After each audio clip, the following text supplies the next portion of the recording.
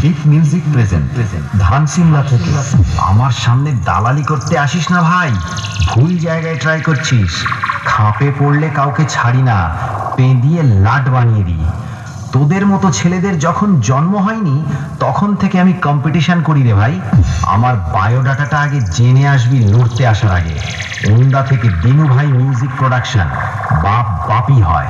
আমার সামনে থেকে পালিয়ে যা।